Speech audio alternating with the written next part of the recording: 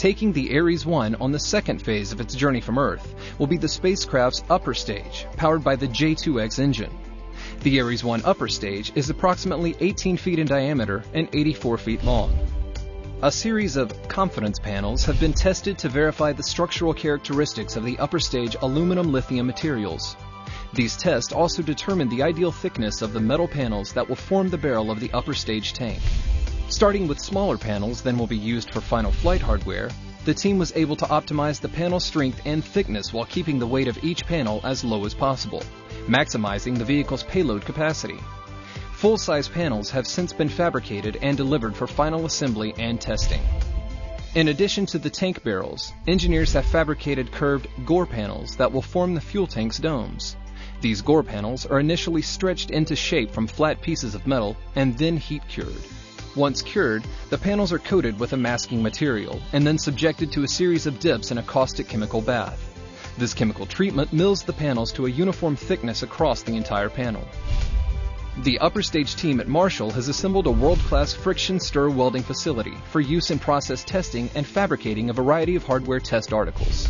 This facility contains a new robotic friction stir welding tool capable of welding the complex curves needed for the upper stage fuel tank domes. This friction stir process has been used with great success in fabricating space shuttle external tanks. A second tool has been installed to perform vertical welds on the fuel tank barrels. Along with the robotic weld tool, this machine allows upper stage engineers to test all the fabrication processes for the vehicle before assembly of flight hardware begins. Flight hardware will be created at NASA's Michoud assembly facility, and delivery of their friction stir weld tools has already begun. The upper stage is also responsible for providing Ares 1 with roll control, keeping the vehicle stable and properly aligned during flight.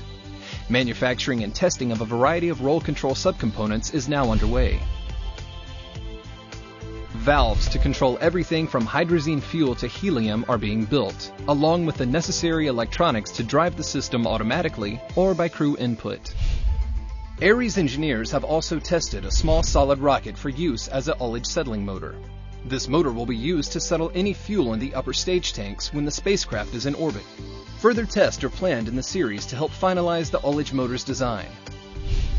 In addition to hardware manufacturing and testing, the upper stage team has already begun considering the practical issues of ground operations in their design.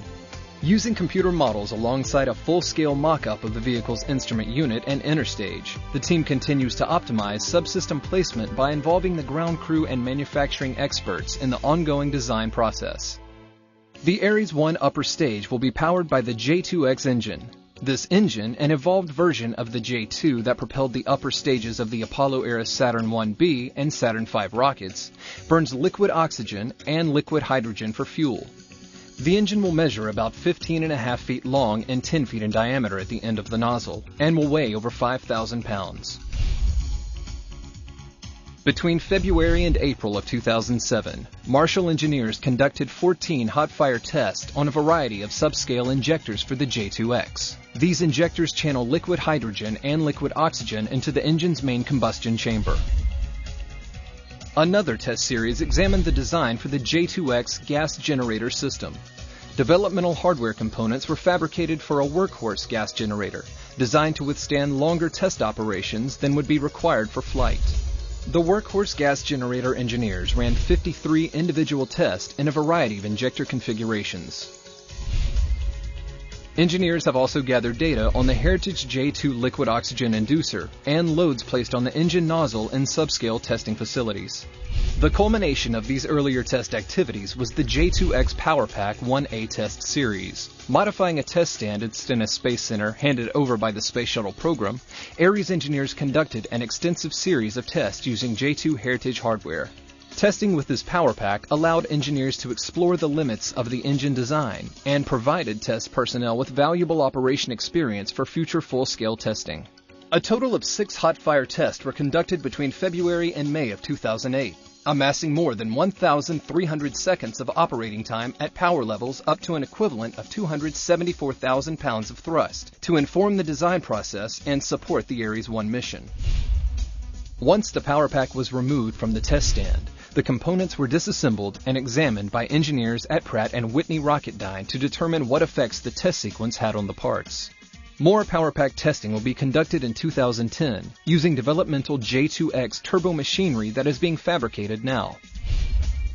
In spring of 2007, Ares also began construction of the largest engine test facility built by NASA in more than 30 years. The new stand, designated Test Stand A3, will be used to test fire the J2X engine at simulated high-altitude conditions. Test Stand A3 is scheduled to be completed in 2010.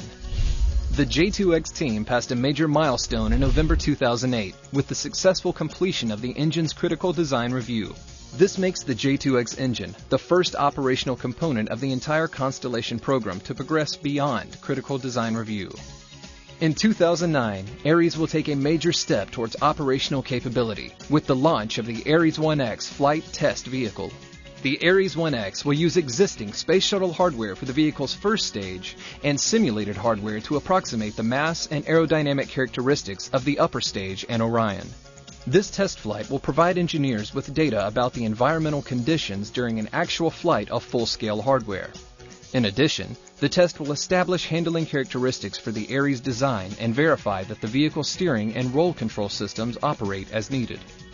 It will also provide valuable information regarding stage separation and the recovery approach for the first stage. Finally, the Ares 1X flight will test new ground operations and launch procedures that will be used for Ares 1 at Kennedy Space Center.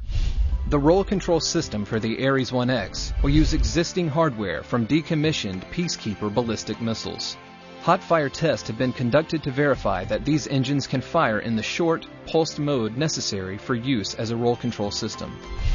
The Ares team has also been conducting assembly and handling tests for the Ares 1X roll control system.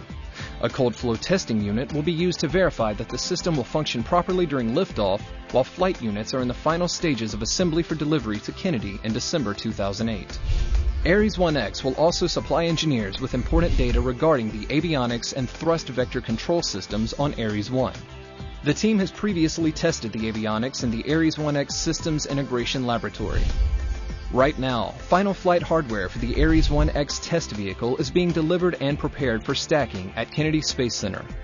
Upper stage mass simulator components from Glenn Research Center, as well as new forward structures and the first stage aft skirt, are already fabricated and awaiting assembly for the test flight. As preparations ramp up for the first test flight of the Ares 1, the Ares 5 cargo launch vehicle design team continue to make progress towards its initial test flights later next decade. Much of the work being done on the Ares 1 will be applicable to the Ares 5 design. The solid rocket boosters of the Ares 5 will use a 5.5 segment derivative of the 5-segment solid rocket motor developed for the Ares 1 first stage, and the Earth departure stage of the Ares 5 will be powered by the same J2X engine in use on the Ares 1 upper stage. Efforts are also being made to use common components, cabling, and other hardware to reduce development time and cost between the two vehicles. Studies and workshops are also being conducted to determine how best to utilize the Ares 5. In addition to its critical role in any lunar mission, the Ares 5's enormous cargo capacity, more than 400,000 pounds to low Earth orbit, will enable the launch of a wide variety of scientific payloads, from satellites to space-based telescopes.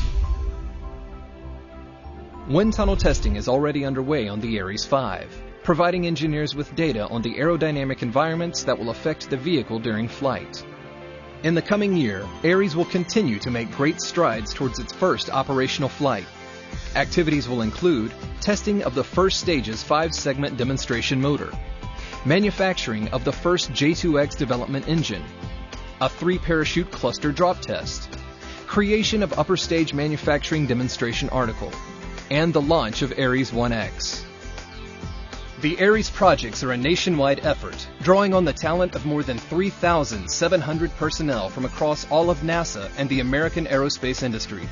Remarkable progress has been made so far over the project's short 3-year life, pushing the Ares 1 well beyond the concept stage.